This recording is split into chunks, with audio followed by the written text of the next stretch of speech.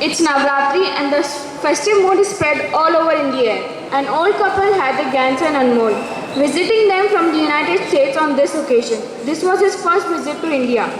The grandmother enters. Oh God, what can I do to wake this boy up? Wake up, Anmol, wake up. It's Navratri today and you have to wake up early to go to the temple. Please, Grandma, let me sleep. Oh God, this boy is just not willing to wake up. What can I do? Hey Anmol, listen to your grandmother. It's a special day today. You should wake up early and celebrate this festival with full fun and joy.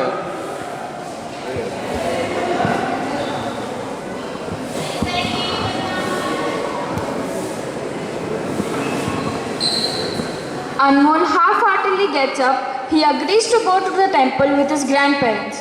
After seeing the abnormal crowd in the temple, Anmol gets curious and wants to know more about Navratri. Grandma, what's Navratri and why do we celebrate it with so much of enthusiasm and energy? See son, the 9-day festival of Navratri in Hindu religion is celebrated in honor of goddess Durga. See, Navratri literally means 9 nights and is celebrated differently in different parts of India by Hindus. In Hindu mythology, Navratri is celebrated as the victory of Durga over Mahishasura, the buffalo-headed demon.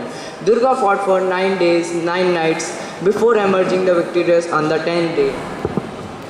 Goddess Shakti in 9 forms is worshipped during the period of knowledge, wealth, prosperity, and auspiciousness. Knowingly and unknowingly, we also recognize the primordial source of energy which manifests in all living and non-living.